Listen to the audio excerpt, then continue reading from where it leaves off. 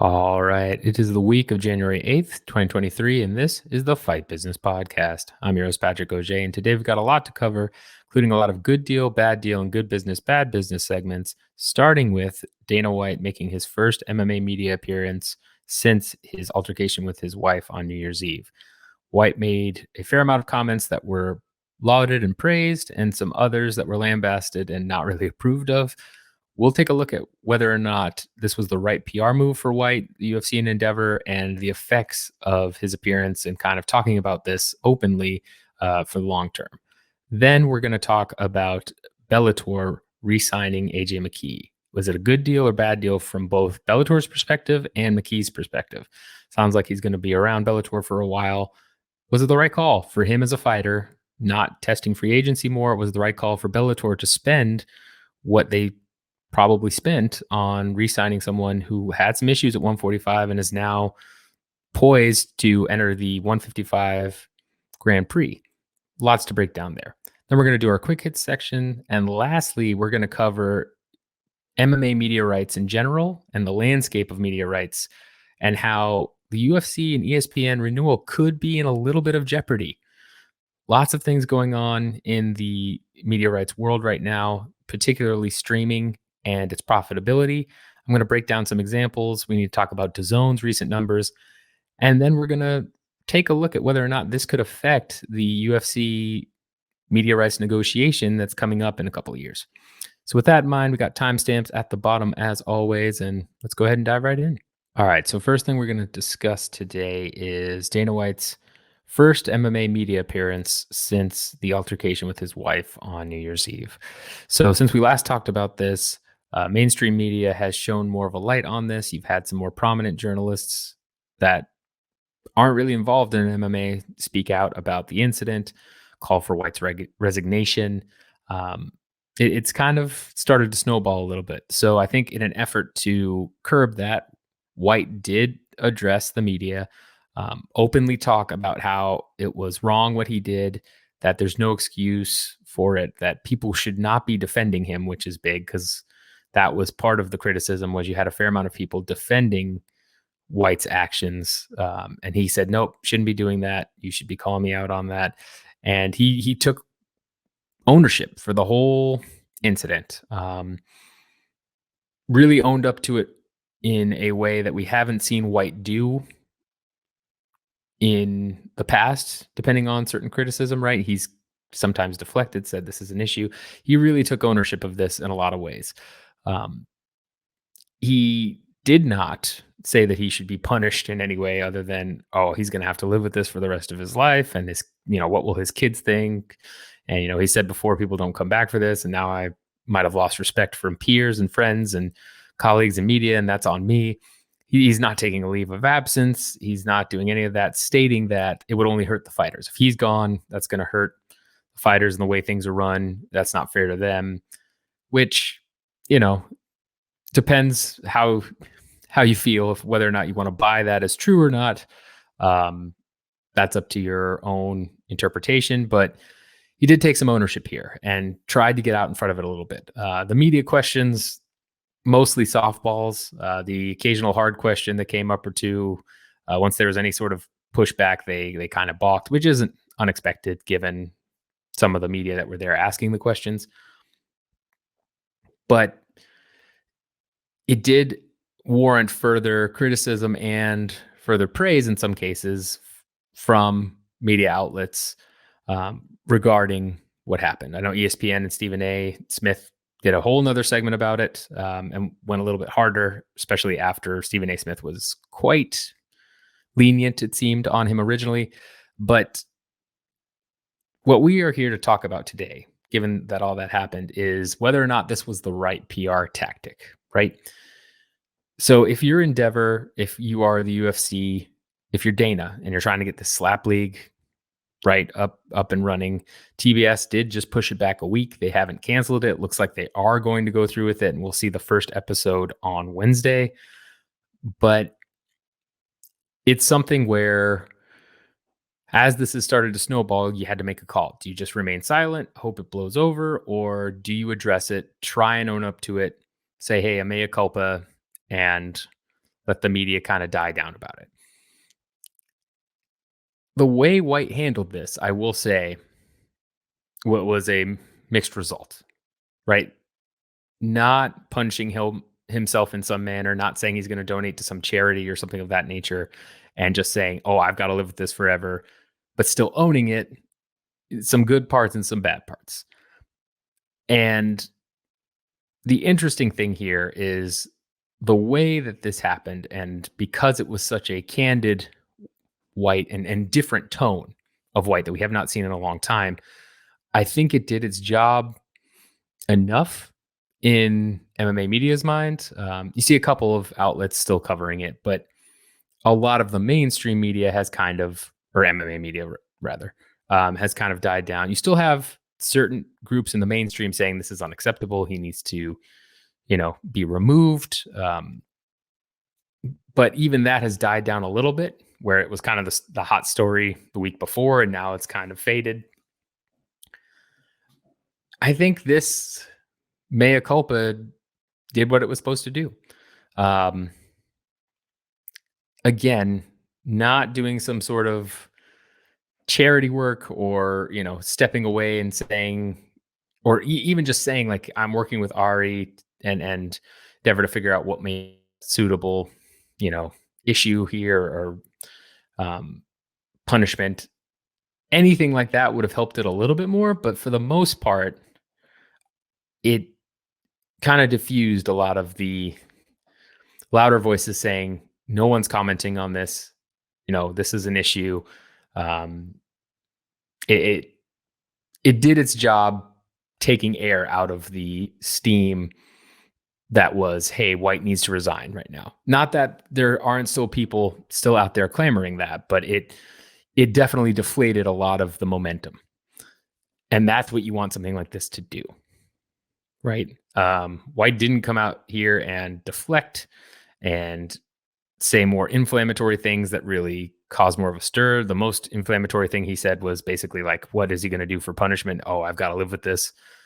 But even then, it was disarming enough that it seemed to put the situation in more of a, that happened, it's a blemish on his record. If there's more incidents of this is a problem, but are we going to keep covering it? Is it going to keep getting clicks?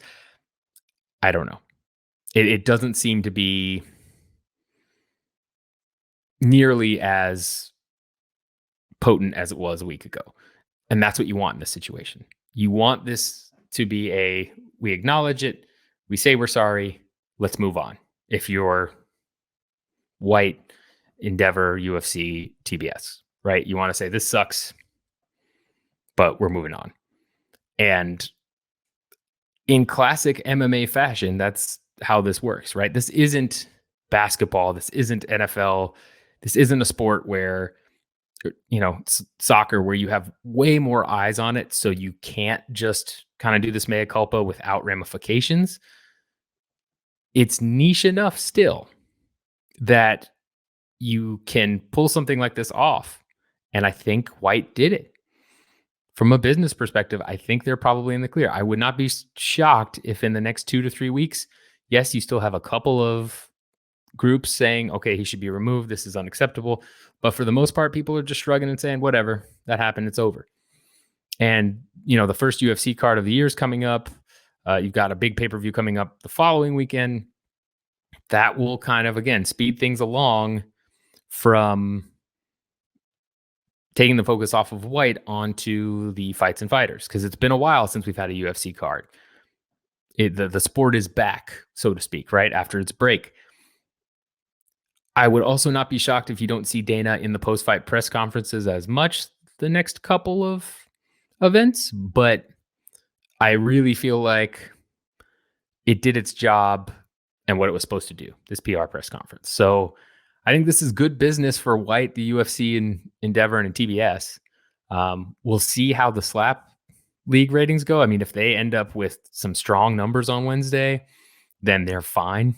And then everything is good. If it completely tanks, maybe it could be attributed to White. Maybe it's other things, like, for example, just running a slap league. But it was kind of near perfect with keeping White's image of, okay, I still want to be involved. I'm not going to be reprimanded too much, but I am going to own up to this and say, don't defend me. It walked that line nearly perfect for what it was trying to accomplish. Could have done a couple things better, but yeah, it did its job. And in this sport, that's niche enough where you're not going to have ESPN talking about a bunch, especially since they are a media rights partner who pretty much openly told at least one writer, it seems, that they don't want coverage of this and negative, connotations around all of this circulating. Um, it it seems like he kind of got away with it, right? If you're, looking at this from a outsider perspective, if that happened in the NFL, like if Roger Goodell slapped his wife, that man would be so far gone and it'd be plastered everywhere. But MMA is still niche enough. You can get away with this kind of stuff. And you had great points from prominent members of the MMA media, Helwani, Luke Thomas, all those people coming out and making really great points about this whole situation. But the truth is, the majority of this fan base doesn't care that much. They really don't. And or they may say it's wrong, it's messed up, but they truly believe White is irreplaceable. They want him to stay, right? It's I said this last week. Dana White is the Vince McMahon of MMA. It will take a lot more to get rid of him. It will take a lot more for him to be removed or brought down or anything like that because it's niche enough and it's the fight circus that not enough mainstream outlets care. And there's not enough visibility outside the MMA community. And the MMA community, while they mostly find it repulsive, also like Dana White. And they want White to remain in power. So there you go. In terms of where this goes moving forward, I give it 2 or 3 weeks before we never talk about this again. That's where I'm getting. That's the kind of vibes I'm getting here. You'll still have certain groups bring this up and call this out as an issue, but they will be in the minority, in my opinion, and it will probably be just, yep, that happened once, over and done with. That's what I would guess. Let me know your thoughts on the situation. If you think that White's appearance was enough for you to kind of move past this, if you think that others will move past this. Again, we haven't heard any sponsorships being pulled. We haven't heard any ramifications from business partners, which would be, I think, the biggest block. If all of a sudden you have DraftKings or a couple other people pull out, then you're in trouble. But I mean, sponsors and partners and vendors haven't said a peep about this. I think they probably don't care for the most part. And I think they're probably satisfied given White's apology and where the media cycle is that they're like, nope, this will blow over. It'll be fine. That's my thought on it. Would love to hear yours. I think they pulled it off, honestly. I think they really did. All right. Next up, we have Bellator re-signing AJ McKee. Is it a good deal or a bad deal? So it was announced that AJ McKee had re-signed a multi-year, multi-fight contract with Bellator. Some details on this. I couldn't get some details when I probed around, but McKee himself kind of brought up some of the details of the contract on Ariel Helwani's MMA Hour. Seems to be a 6-fight deal. In terms of the number of years, that wasn't really revealed, but McKee did kind of reveal that he didn't test free agency too much, that he kind of wanted to make it work with Bellator. It seemed like he wanted to stay, and they were able to get it done before announcing the lightweight Grand Prix, which is, one would assume, good for Bellator and McKee. But let's break this down from a couple of ways. First of all, on the McKee side, this was a guy who, when he tore through the featherweight Grand Prix and he finished Pitbull in the way he did, there was a lot of fanfare. There was a lot of, holy crap, this guy's the next big thing. And it was interesting in that you saw a lot of media talk about how it was surreal if you were there, if you were at the event, which I believe was in the Forum in LA. It was definitely in California somewhere. I think it's the Forum in LA. If you were there, it felt like a Conor McGregor moment, right? Where this guy's gone in, he's just torn through everybody, and he's knocked off arguably the best Bellator fighter. I mean, it's hard to even argue it. I mean, Patricio Pitbull is pretty much almost unanimously considered the best Bellator fighter. And you've knocked him off in such fashion that it's whoa. This is undefeated, insane. This guy's going places. But something I pointed out and a couple others did when this happened is in the MMA community, it was big and there were a lot of waves, but it didn't ripple that far, right? You did not see this show up on some of the news outlets that are kind of that in between, right? Like I would say like CBS Sports is one of those things where if they're covering something, it's kind of leaking into the mainstream. New York Times, just because they cover it occasionally, same type of thing. But you didn't see that. You didn't see a ton of, trending on social media. You didn't see people like losing their mind and being like, whoa, who's this guy? You saw the MMA community be like, this is amazing. But outside of that community, not a lot of fanfare. Which is not to say that had he kept winning, it wouldn't have, kept building, but it wasn't a McGregor moment in the sense where the minute McGregor starts Aldo, he's a crossover star. Like he's arguably a crossover star beforehand. Then he starts Aldo, and he's everywhere, right? So this instead felt like it could be the beginning of a crossover moment for McKee. And McKee said, in the build up to that fight and afterwards, like, yeah, I want to test myself and look at the UFC and all of this. He then goes on to rematch Pitbull in a very, very boring fight where he loses, right? And it kind of deflates his star a bit. It's whatever. He's mad about it. He says he wants to go up to 155. He goes up to 155. And now, re-signing, he's excited about 155 going through the Grand Prix, but says that he wanted to make it work with Bellator. That to me is also interesting. I wouldn't be shocked if McKee got some indication that after his loss to Pitbull, especially the way he lost, didn't hurt his, offer from someone like the UFC or PFL or whatnot. I'm sure PFL would have loved him. But UFC, it seemed like, is where he wants to go, because when we talk about crossover superstardom, the UFC is really the only jumping point right now. It's the only proven one. I know a lot of people wanted to say that Kayla Harrison was going to be the crossover star, all this stuff, but she wasn't. There was never any indication outside of that hardcore bubble, right? And then she loses to Larissa Pacheco, and that's deflated her a ton.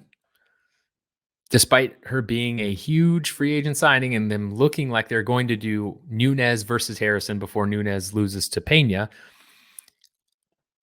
outside of the MMA bubble, she wasn't there. And Harrison was at the UFC.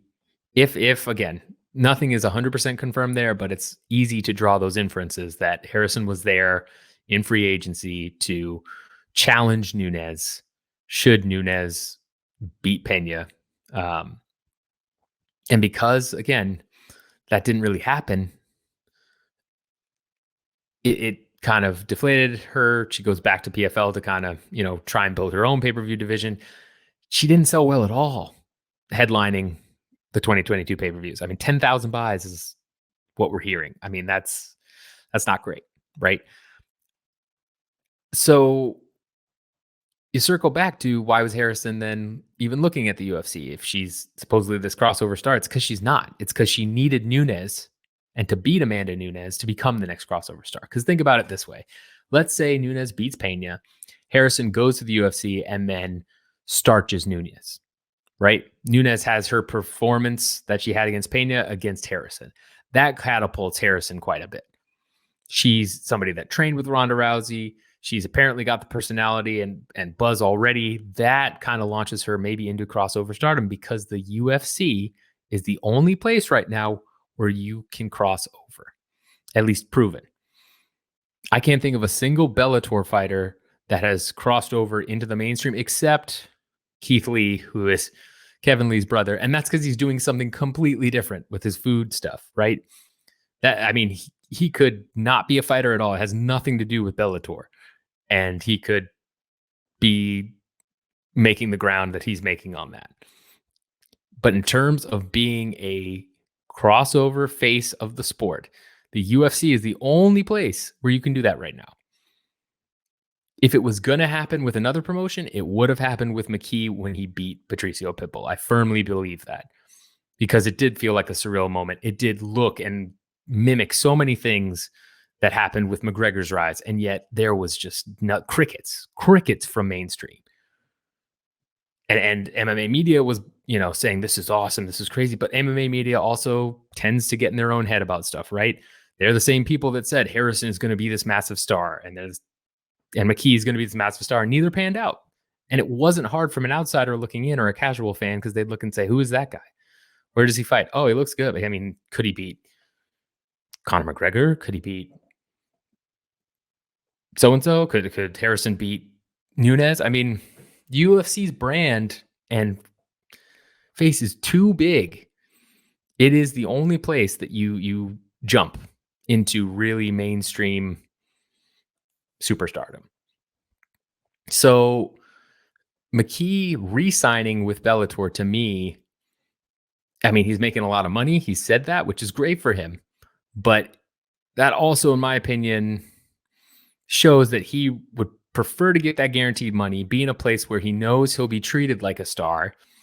And while he may not, again, make the waves that he hypothetically could have made if he beats Patricio and then hops to the UFC and then kind of does his thing, at the same time, he's kind of reprioritized things. And I'm sure the second Patricio Pitbull fight helped him do that, right? So is it a good deal or bad deal for him? I'm going to say it's a good deal because he's probably making money that not a lot of fighters will make. And he's going up against competition where he's probably more the favorite. He's the bigger fish in a small pond, which is, there's nothing wrong with that, right? He'll make his money. He'll be in another $1 million tournament where he's got a very good shot at winning that $1 million, which is more money than a lot of UFC fighters make. And he has very little risk because even if he loses here and there, he's still going to be a face of Bellator for quite a while, right? There's not enough new up and coming talent in Bellator that is challenging McKee's status as being one of the top stars. And I don't think there would be for years. It would take more of a build for certain people. I mean, maybe you get some prospect out of left field that all of a sudden is just cruising through people like McKee did. And it's like, whoa, but even McKee doing that, it took him a couple of years to get to that status. So it kind of solidifies him as a star in Bellator and within the hardcore MMA community and gives him an opportunity again to go win another belt, to potentially rematch Patricio Pitbull at 155, all this stuff. And if he loses, well, he loses, but the risk and downside is far lower in Bellator than it is the UFC. If he goes to the UFC on a 70-70 or 80-80 contract, a la Will Brooks, and then has some tough fights, can't quite get it going, his stock will drop and it will be, he won't make as much money and he might get cut. If he's having entertaining fights, he's doing that great. But if he's having fights like he did against Pitbull the second time around, it could be bad news for him. So far less risk and a guaranteed reward that is still very substantial. I think it's a good deal for him. For Bellator, it's a little bit trickier because you've now committed probably multi-million-dollar deal to someone over 6 fights, which is great. That is a staple of your promotion, but is he going to be able to draw the numbers you want? Is he going to be able to be a face of the promotion in the way where he's going to bring in enough revenue and attention to Bellator that it offsets the cost of his deal, right? Because that's the end goal with all of these guys is we pay you X amount because we want you to bring us more than what we're paying you. We want a profit off of you. Can AJ do that? I don't know, to be honest. The Rise in Bellator crossover was great. And, Bellator obviously swept that. So that's a big deal. But I do not know that there will be enough attention on McKee moving forward that the revenue they get from his sales of merchandise or tickets or ratings offsets that deal. You don't want to lose a big name necessarily to right if you're Bellator though. Even if it is a loss, you want to have people you can point to as this is a star, this is a legit fighter we have to keep your brand reputation up to a certain level. So I don't know. I'm going to say it's mixed. Time will tell whether it's a really good deal or bad deal, but I'm going to say for right now, it's a mixed bag on this. More risky for Bellator's end, for sure. Let me know what you think about this whole thing. Do you think re-signing McKee was the right move from Bellator? Do you think McKee should have kind of risked it for, a potential greater reward in the UFC exposure and championship? Would love to hear your thoughts on all that. But yeah, it's good for McKee, I think. Kind of for Bellator, depending on where things go from here. All right. Next up is our first quick hit segment for 2023. First thing we're going to talk about is the California Legislative Women's Caucus is calling for the immediate dismissal of Dana White. They released a statement saying, given Mr. White's previous remarks against domestic partner violence, we believe that Endeavor and the UFC shared this commitment to safety, respect, and accountability. And an open letter to Endeavor and RA Emanuel. You yourself have written extensively about the need to speak out and act when we see things that are not in line with our values. And then goes on to say, and yet we have seen the video of UFC President Dana White where he strikes his wife at a New Year's Eve celebration with a closed fist. We were appalled. It was alarming to say the least. In the days since the video was released, you have remained silent. Your continued silence speaks volumes. As you once wrote, silence and inaction are not an option. So this is a state caucus too. We're not talking about obviously California, but I mean, you'll see things that say 18 senators, blah, blah, blah. That's all California state senators that are signing off on this. Again, as we talked about earlier, despite White coming out and making his comments, I don't think this is going away. There will still be groups that want his removal, but given the larger perception in the media and how they seem to have started to move on, I don't think anything like this really causes big backlash. It would take something along the lines of the California state legislature imposing some kind of law or issue against them, which they're not going to do. This is just a kind of grandstanding, like, hey, this is wrong. We think you should remove him. Let's bring attention to this to kind of, solidify their views and satisfy their base a little bit. I think it's mostly political, but also probably from a moral standpoint too. Either way, I don't think this really goes anywhere. We'll keep an eye on it for things like this. If you see a lot of this stuff coming out, again, it could snowball into an issue for White. But I think where we stand now, you're going to see a couple of pockets of people saying this is ridiculous, he needs to be removed, all this stuff, and that'll be that. I don't see any real action coming out of it. Next, we're going to talk about something that good friend of the show, Cole Shelton, follow him at Cole Shelton 91 if you don't already. He's got some good insight, get some good breaking news. He spoke to an Alberta, an AGCO, which is Alberta and Ontario Gaming Commission up in Canada with all the James Krause stuff and what have you. And he spoke to them this past week and reiterated that their last update from AGCO is aware of UFC's statement, is encouraged by their commitment to integrity, protecting the betting public by providing the necessary safeguards against the risk of insider betting on event and wagering integrity is a high priority to the AGCO. We recognize the recent steps taken, and are committed to engaging with Ontario's gaming industry, UFC, the OLG, and iGaming Ontario to ensure that the UFC has the necessary betting integrity framework in place, in particular relating to wagering by UFC insiders. So this is kind of a blanket statement that in not so many terms is, nothing has changed about reinstating UFC betting in Ontario, but, we are looking forward to working with them, getting the right safeguards in place. Basically sounds like UFC needs to do particular things that the AGCO wants in order to get betting back in Ontario, but until that's done, it's not going to happen. So no movement there. That is still some fallout from the Krause situation. As I mentioned last week, I think that's also starting to mostly blow over, or at least focus more on just Krause rather than it being more of an organizational issue. I know there was a video circulating, talking about the UFC has a gambling problem. Had some good stuff in there. I may rebut it again at some point because it missed some key points and key assumptions, in my opinion, or at least I would challenge some of those just from an academic standpoint. It was a good video. If you haven't seen it, look at it. But some of the assumptions there, I'm not so sure about.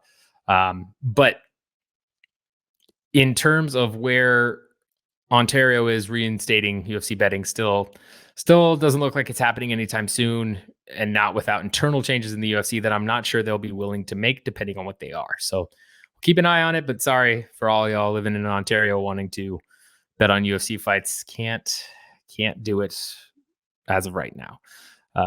Last thing for our quick hits is that One Championship has signed a deal with Monster Energy. So if you watched One Fight Night 6, which was Super Bone versus Alazov, great event, fantastic event if you like kickboxing and stuff, especially. But they had the big old Monster logo right in the center of the canvas, just like they did for the UFC for so long. This press release stating Global Energy, actually this is sportsbusiness.com, but it has part of the press release in there. But Global Energy drink Monster Energy has secured a multi-year partnership with Mixed Martial Arts Promotion One Championship, becoming the organization's first ever official energy drink partner. Agreement will commence January 13th, as we just saw. As part of the agreement, Monster Energy will have prominent branding in the U.S. and Asia primetime events, broadcast live to over 170 countries across One social digital platforms, et cetera, Circle Canvas, along with exclusive branding for the Fight of the Night and Action Replay segments. So we've seen that before in the UFC too, where it's like brought to you by Toyota tires. Here's the, whatever part of the fight in the UFC, right? That's just part of the branding. We are thrilled, quote, we are thrilled to welcome Monster Energy as our first official energy drink partner, said Chatri Yadong, One Championship chairman and CEO. One Championship only partners with the best in the world across every business unit, and Monster is a clear industry leader for energy drinks and alternative beverages in professional sports. It also mentions here in this article, they recently secured a sponsorship deal with insurance company Prudential Singapore, and brand activation will be officially launched at the upcoming fight night in March 25th in the Singapore Indoor Stadium. So big deal, because it is a big name for One to sign. Similar to PFL, right? They're getting these sponsorships that are bringing in good money. I believe this one's around, this is what I've heard. It's the type of things you love to see as an investor if you're investing in One, and if you want to see one's brand grow, right? Because this is where you start to make the money. As we've seen UFC, these partnerships and sponsorships, media rights deals are where you really, really get your revenue. And having One, who we know through their finances has had some issues, secure something like this shows that they're starting to turn the corner, or at least make some moves that may indicate that they are getting closer to a more profitable model. Now, I'm not saying that profitable model is coming anytime soon, given what we know from their losses and the amount they're spending on marketing, but it's a positive step. So we'll see where it goes. I still think the first USA card is going to be one of the biggest tests, if not the biggest test for One. But we will see how this goes. We don't have One's viewership numbers, so we can't say if viewership is trending in the right direction or not, but it's going to be interesting. One's trying to make a pivot here, especially as the macro environment changes, which we'll talk about in a sec. They're trying to make some positive moves, and it looks like they're being successful, at least on some fronts.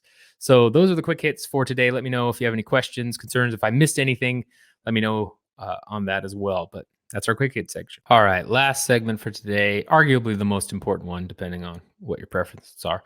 But I felt like today we needed to talk about media rights deals and the greater macro environment for those right now, because there are some big shifts occurring, and it's going to be very interesting to see what happens with media rights deals, specifically the UFC's media rights deals with ESPN.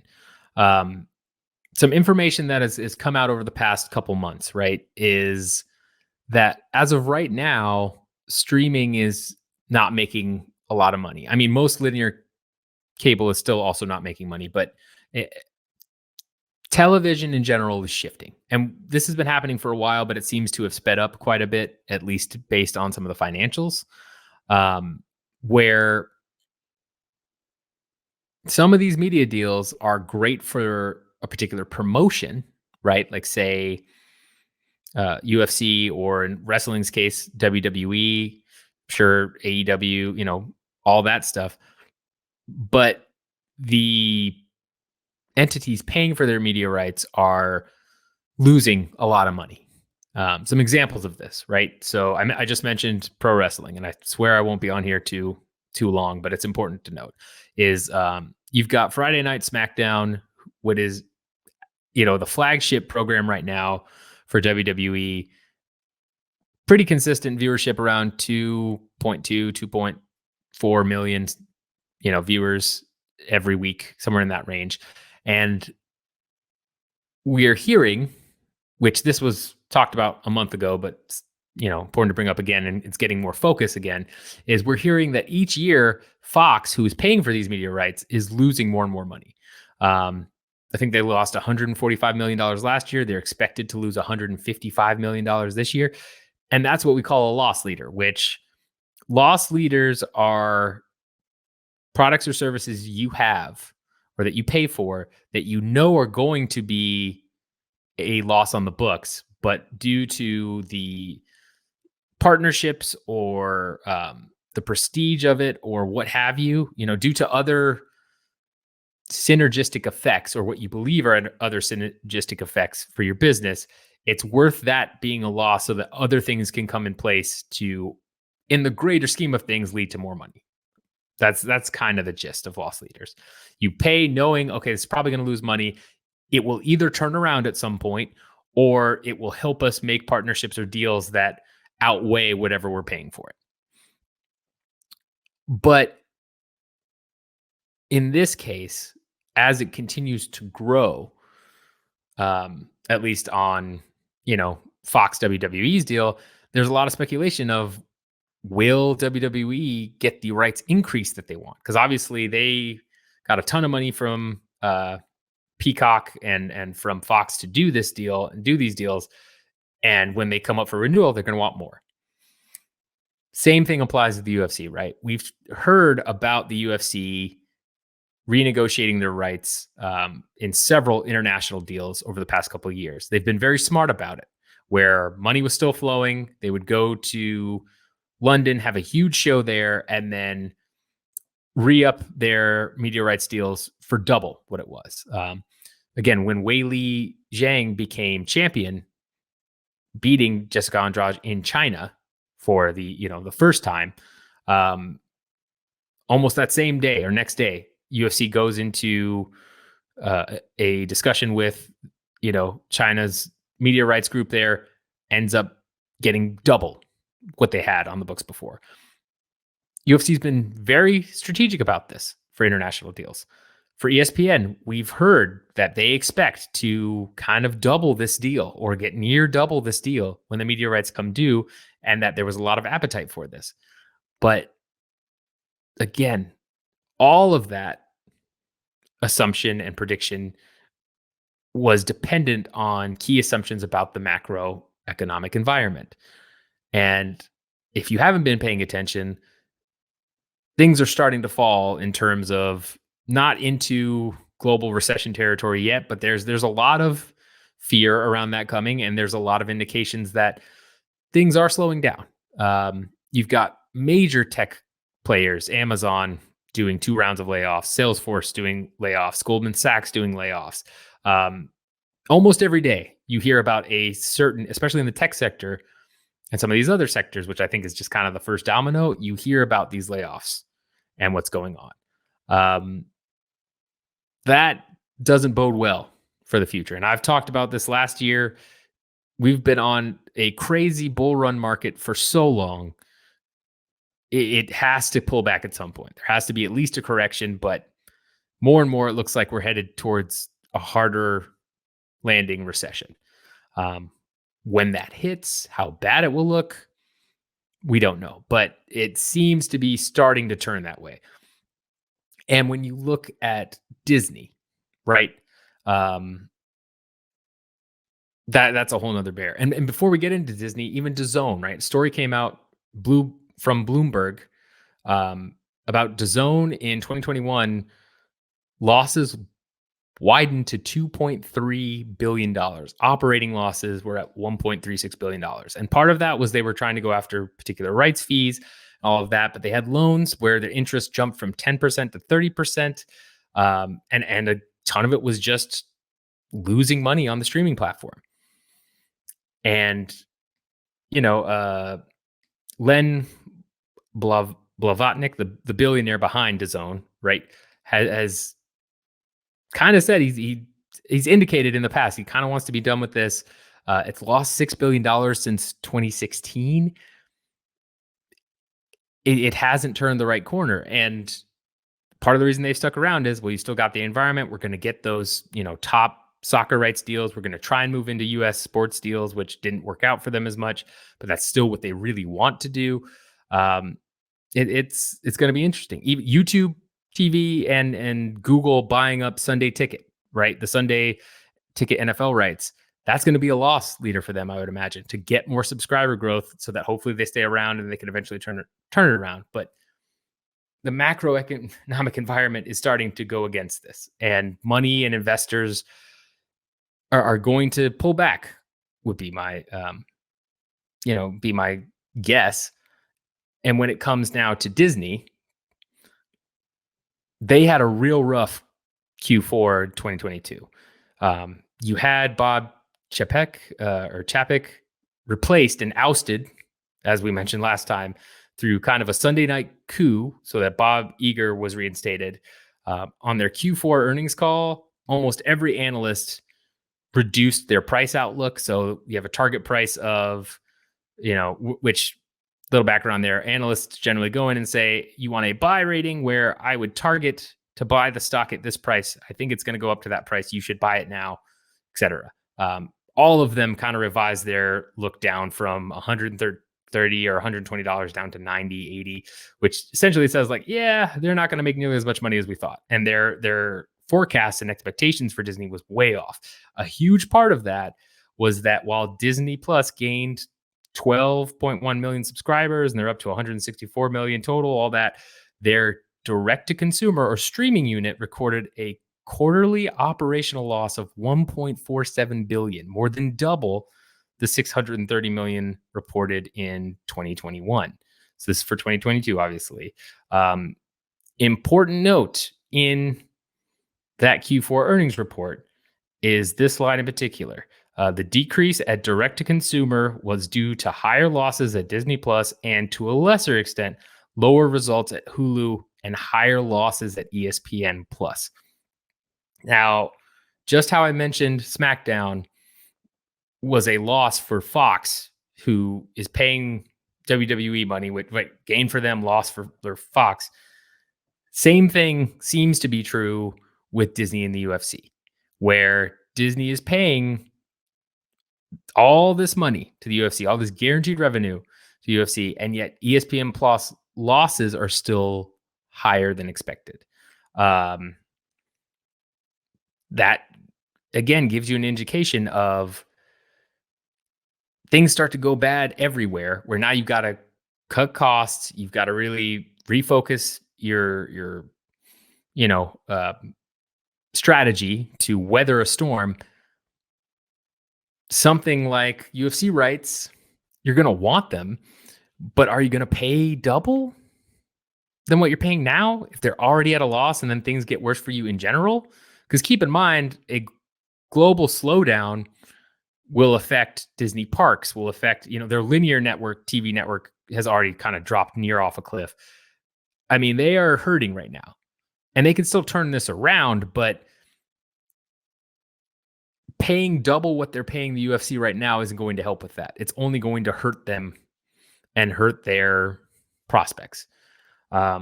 We also don't know exactly what's going to happen with Bob Auger in place again, but I mean, right, if you've got to save a company and you're starting to lose money, things are starting to trend downward, and all indications are that the greater global economic situation is only going to get worse. Are you going to pay double what you're paying now for another 5, 6, whatever years on something that already loses you money and that will only cause you to lose more money? It's interesting. For one, I think, just as a side note, you can expect another ESPN Plus price increase, another Disney bundle price increase sooner rather than later, because that's how they really end up making money on this. Is you end up, charging and charging more. I'm pretty positive that's part of the reason why UFC pay-per-views have kept jumping and jumping and jumping. Everyone's blaming the UFC or whatever. I'm pretty sure it's because Disney, especially dealing with what he did and now he's out, is trying to turn a profit and trying to cut losses, reduce those losses until eventually it turns a profit, and showing shareholders that. So the next logical step is, okay, you've already raised pay-per-views to $80 a pay-per-view for the UFC. You're probably going to start raising ESPN Plus to, I wouldn't be shocked if by 2023, end of 2023, 2024, you're looking at $10 to $15 range for ESPN Plus alone, and Disney bundle going up to 20 something. I really wouldn't. I know that sounds like a lot, but trust me, I really wouldn't. Got 164 million subscribers, an extra $5, $10. That's huge, right?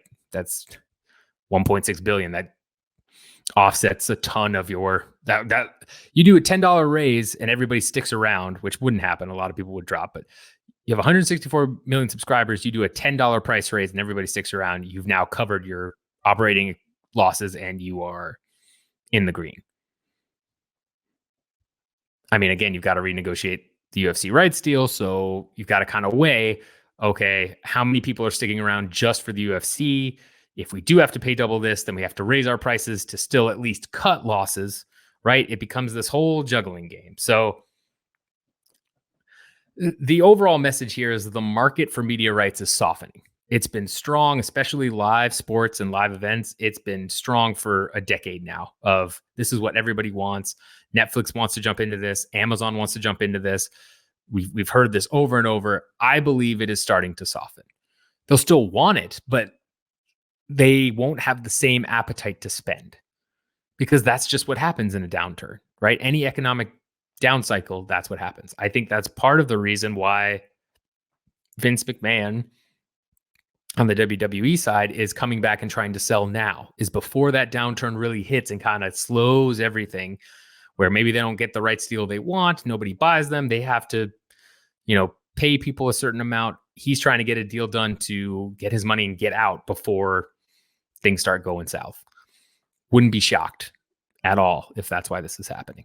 And from the UFC perspective, right?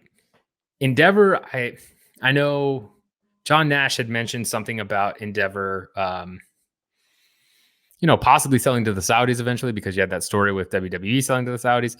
I don't think that will probably happen because I believe Ari Emanuel wants this entertainment empire, right?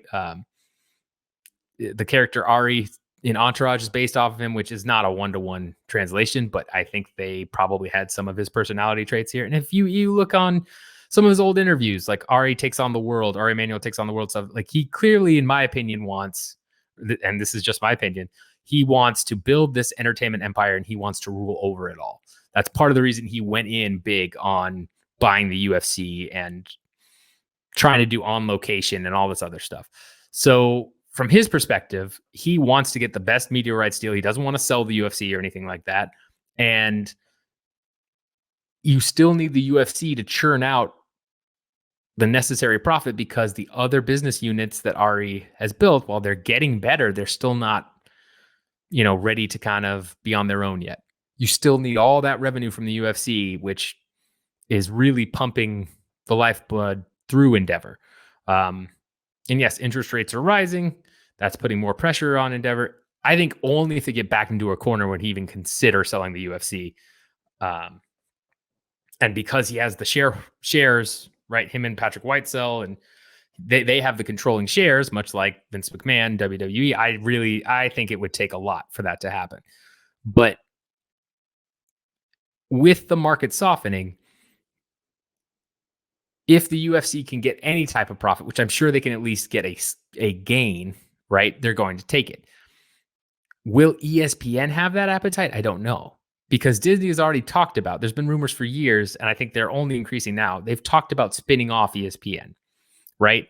And you do have, Warner Bros. Discovery making big movie cut costs, I'm assuming to free up money to go after media rights. David Z, I forget his last name, but the CEO of Warner Brothers Discovery has openly said he likes the idea of going after UFC rights. And Amazon obviously liked those ideas, although Amazon is cutting back staff and they're kind of reeling from the post-pandemic highs, where during the pandemic, they were making so much money. Everybody was ordering everything on Amazon, et cetera. Now they're kind of feeling it. There's going to be competition out there.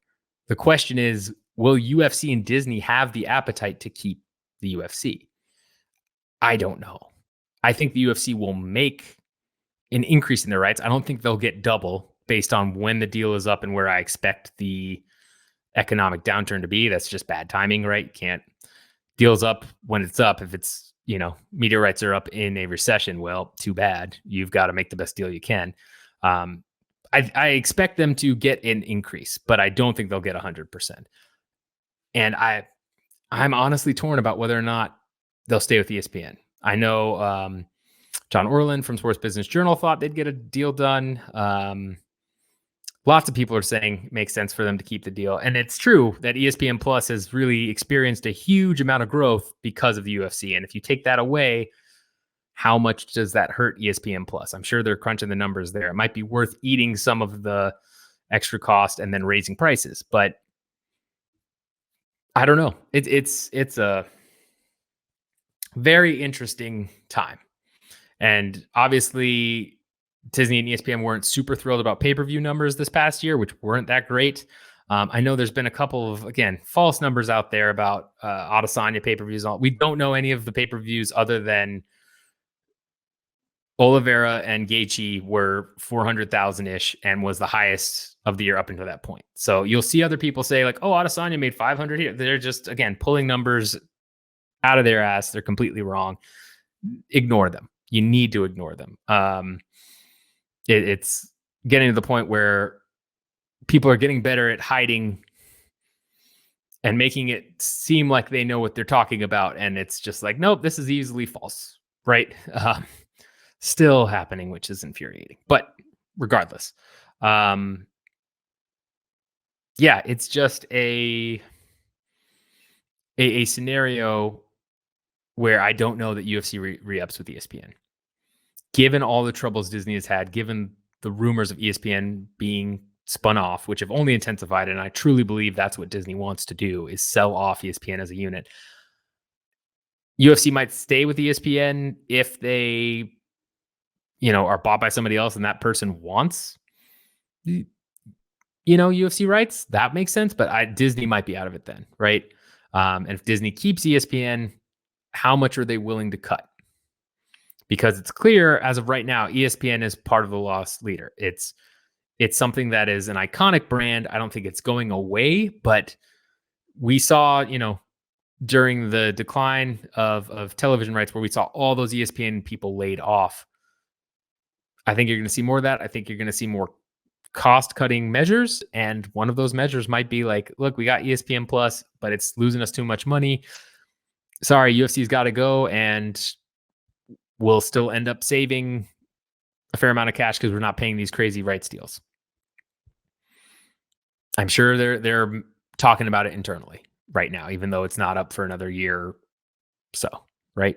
Year and a half, 2 years. So keep an eye out on that. Again, thought it was important to bring up because you're going to see, I expect to see more macroeconomic downturn signals, and you're probably going to end up seeing either deals getting done quickly because they want to get done now before things get too bad, a la WWE, or you're going to see kind of this prolonged series of events where things may change quite a bit because it's going to be about who can actually pay the UFC enough money, and what happens there. I mean, and again, Bellator might get spun off and bought by Disney instead. Like, forget UFC rights. We've got Bellator. We own Bellator. We actually make more money off of that. Lot of moving parts here. PFL, right? If that starts to take off with Jake Paul, maybe Disney says, we got Bellator, we got PFL. We're going to make less money overall, or going to make less revenue overall, but more profit because we've got less costs. A lot of interesting moving parts here. So, that was a long one. Let me know your thoughts on all this. Again, thought it was important to bring up now because I think these conversations are only going to intensify. So let me know your thoughts and feelings on all this. Do you think ESPN will be willing to pay and take more of a loss to keep the UFC, and Disney will back that? Do you think that Disney may cut ties, especially given some of the financial turmoil they've had in Q4 in 2022? It's a tough one. It's really a tough one, and it's interesting. We'll see where all this goes. All right, guys. Well, that wraps up another episode of the Fight Business Podcast. Let me know your thoughts on everything. Again, some interesting times we're in, some real interesting times. We'll see how everything shakes out, but big things still coming in 2023. I know this was a shorter episode, but got more stuff planned. Very excited about it. Love you guys. And until next time, get money.